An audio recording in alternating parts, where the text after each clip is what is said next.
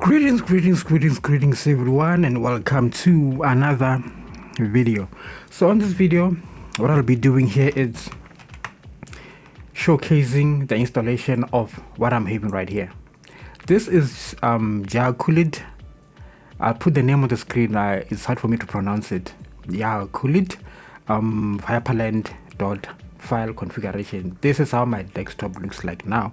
This is the best Hyprland setup, .file setup or .file configuration that I had ever gotten to use. This is the best. Like on the list, it has to be number one. Like it's the best, and the best part is it's also automated. Let me swap to desktop number 6 and then get things started. So before I go for here on the way by here, we have the power options here. Then next we have the keyboard, and what's this, screen lock and stuff like that. We have the audio settings, the input and the output. You can scroll with your mouse wheel to increase the volume or decrease it. Then here we have system specs, CPU temperature, GPU temperature, memory and RAM, stuff like that. Here we have the network readout, the download and the output speed, and here it shows what type of network connectivity we have. So I'm using Ethernet, so that's why it's like that. So here we have the hints. You just click it. So I'm going to show you the hints on how to navigate the Hyprland setup of his creation. It's a little bit different from Celestia and ML4W, because here it kind of puzzled me, because I have to press Windows or the super key and D to open Roofy, whereas on Celestia I just had to press super and then it opened. Here it doesn't. That's one of the downsides. Not the downside, I just had to get used to it. And one other thing is, right now when I open OBS, it opens on workspace number 4. That's how he configured it. And when I open my virtual machine manager, it opens on virtual space number 6 by default. And when I open the browser, it opens on virtual space number 2. That's how he got it set up, and it's funky and I'm liking it. I'm loving it. Here we have other options in here, the terminal, the browser, extra settings here. You can change whatever you need to change, stuff like that, you know. Then here with the Hyprland logo, when you click it, it opens Roofy also. It's not a problem. This one here is for your visualizer for your audio playback. Whenever audio plays back, there'll be some visuals going on over here. So that's just how things are. And with wallpapers, hold super key and W, you can get to select wallpapers here. And the best part is when you select a wallpaper, it will select it and then prompt you for activating it on the login screen. As you can see here, it's asking me to do that. Then yes, then you enter your password. Then on the welcome screen, you'll also see this wallpaper. So some of them don't, some of them do ask you to do that, which is one of the best part. Here's a notification area, and here's the time. You can click it to expand the date, and you just press numpad actually when you hover here. Then the calendar will open. Just click and then press, a calendar opens. You get to check your things. So it's kind of funky looking, and I'm liking it. The best part that makes me to love it a lot is the fact that it's automated. You just have to enter one single line of getting your git repos, and then it fetches them and it installs everything on your behalf.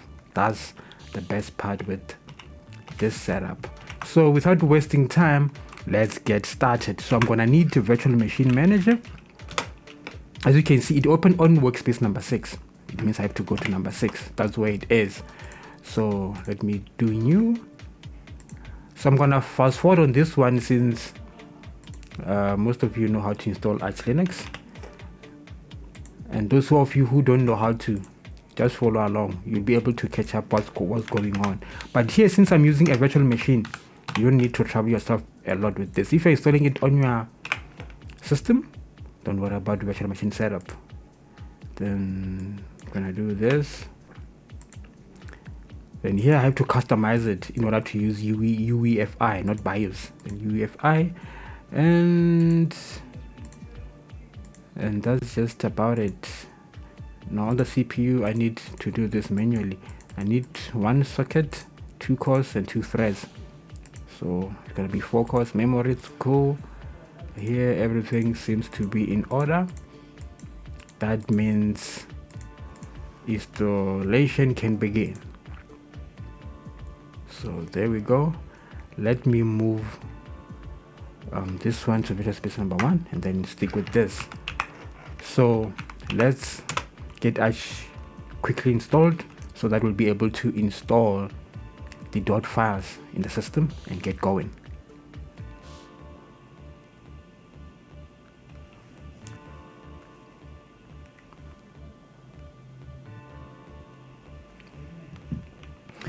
So when we are here, just type Arch install. So for those of you who are using Wi-Fi, please use the IWCTL utility. Then that will allow you to connect to your network. Okay, locales, I don't change anything here. Mirrors, I'm gonna be quick on this one. I won't waste time since I'm doing this for those who don't know. Then press spacebar to select and enter to go forward. Optional repositories, yes, multilib, exit, go back. This configuration, partitioning, option number 1, select the virtual, the disk you want to install to, exit, and BTRFS4, then yes, then use compression. There we go, and then the rest, just leave them as they are. Swap, leave it as it is. Bootloader, leave it as it is. Kernels, leave them as they are. Hostname, you can change it if you need to. Root password, here's your password. And then user account, add user, type the name of the user and also enter the password. Make sure the user is going to be a super user, click yes, and then confirm and exit. On the profile side, go to type, don't select desktop to select your desktop environment. No, don't do that. Do minimal and leave it like that. Go back, audio is going to be Pipewire. Kernels, you can select Zen, LTS hardened, depending on your choice. I'm sticking with the Linux kernel. Network configuration, use network manager, which is option number 3. Then additional packages, we need curl from this, but you don't need to install it from here. We can install it when we are done. But by default, Arch Linux installation will install it by default anyway. So time zone, I'm in South Africa. I'm going to select Johannesburg. And then that's it. Then I'm going to click on install and then yes, and let it do its thing. So I'm going to fast forward to when it's done and when we're about to begin the installation of Jakulit's Hyprland Dot-Files. Alright guys, the installation has been concluded. It's time to reboot the system and then come back in. Then we'll get to the meaty gritty part. Alright, let me boot into Arch Linux. There we go, my login with my merger and then my password. And then we're in. Force of habit, I'm gonna be doing sudo pacman syu for the updates. Just a habit, there's nothing to update. Also, we're gonna need curl. So, but by default, it's installed. But here we can just make sure because we're gonna need it. Okay, so you can see it's installed. That's what we really need. Let me clear this to make space at the bottom. So now we're gonna type this line here, which is necessary. I'm gonna put them on the screen. And heads up, this .file configuration for Hyprland works on Fedora, Arch, OpenSUSE, Debian, and Ubuntu. That's the best part. So you don't have to come to Arch in order to use this one. Alright, so let's get started and then you press enter. If something is wrong, the terminal will tell you. So it's cloning it and then cloning the repository is done. So now we want to get in. Now it's going to get interesting. Here with the script, everything is automated. Only towards the last part is whereby you're gonna say yes or no to a few things according to how you want them to be, but just be careful. I'll show you what to do.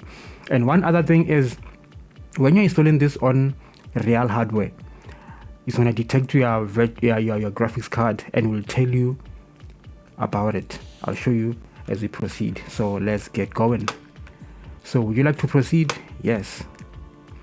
So here, select yay by pressing spacebar, and then to go to OK, you need to press tab. Then you go to OK, and then you enter. You are not currently in the input group. Adding you to the input group might be necessary for the way bar keyboard state functionality. It's going to add you there. It's going to give you an option to do that. Click OK. Now, this is the best part. As you can see here, you'll be selecting options. So you need to select input group, SDM themes, GTK themes, Bluetooth. I'm not going to select it since I don't have Bluetooth hardware anywhere on my system. And worst of all, I'm using a virtual machine. So for those of you who have Bluetooth in your system, select this option.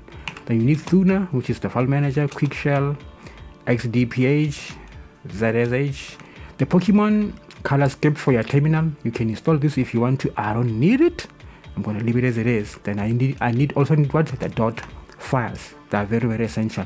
One other thing here, when you are installing it on real hardware, NVIDIA, Intel, AMD, the very first option here will be to selecting it to install the graphics drivers accordingly. That's how it does it. That's what I like.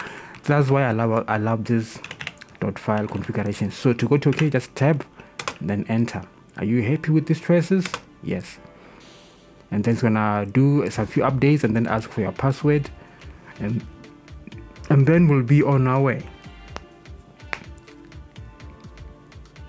Enter the fake environment, and then here it is.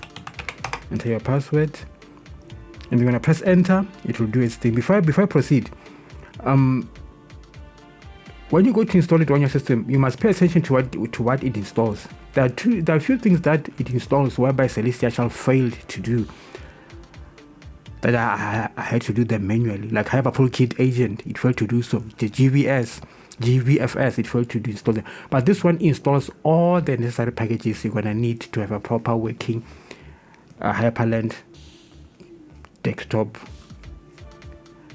environment. So let it run. Here I'm just gonna fast forward it until whereby there's something that I'll need to talk about, whereby I just pause there and talk about it and then continue. So as you can see now, it's installing GVFS, which is essential for Thunar to work properly, to be able to detect other things. HyprLand agent, Celestial actually didn't install this. I don't know why. And there's a lot of things Celestial did not install. Even Grim, it did not install it. I had to install it manually. So, word of advice, when installing Wall UST, it will take time and you might think that it's no longer working stuck. It's not. Just give it time, it will pass here. Wall UST and Quick Shell, they take time to install. Just bear with the system. It will do the installation and complete without a problem.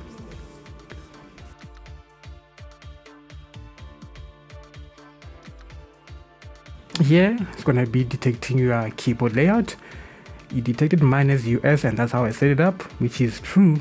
This is correct. I'm going to press Y for yes, and then enter. Here it says by default, closed dots are configured for 1440p or 2K. If you don't select proper the resolution, HyprLock will look funky. Not lock, but will look funky. If you are not sure what is your resolution, please choose one here. Alright, so my resolution is 1080p, meaning that I'm going to have to enter 1.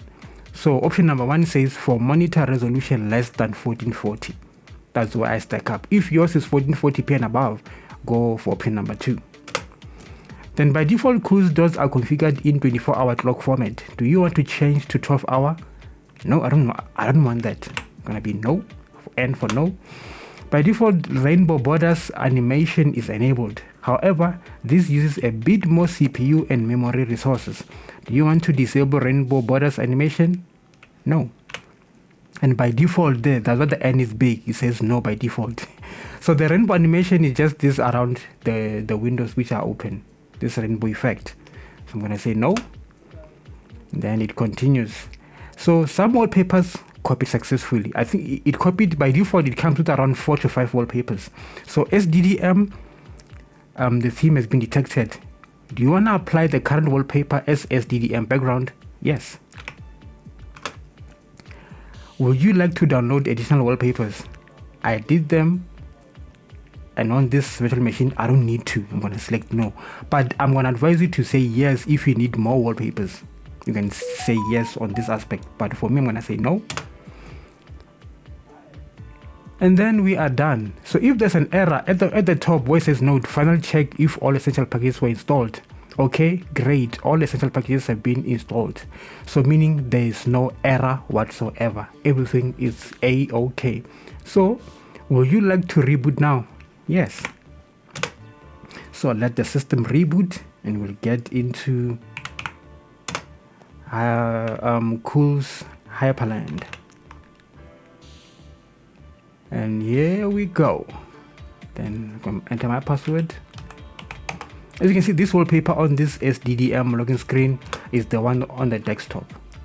That's one of the best part of this configuration. So here we are. By default it comes looking like this.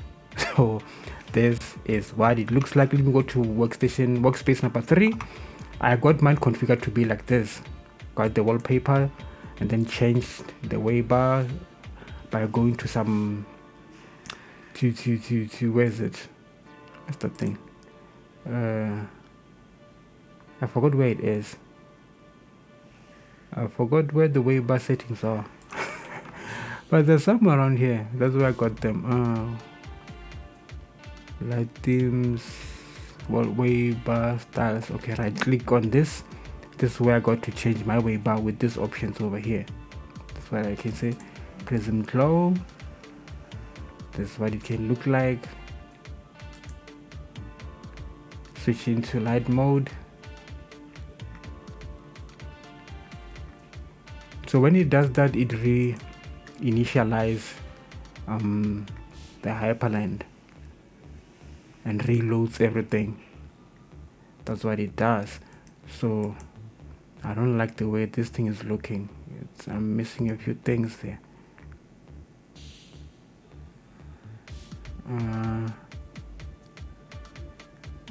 Let's see which one I can go to now. Rose Pine, no. RGB bordered, no.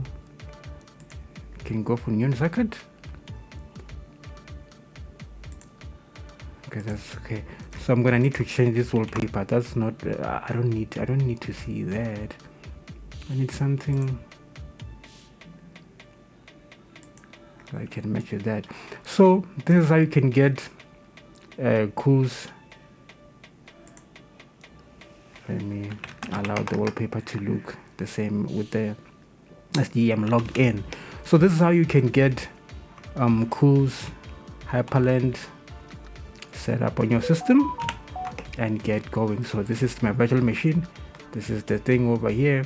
So there's not much for me to do, as I showed you most of what's around.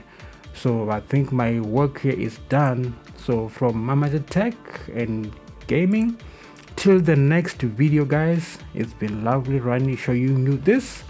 So peace out.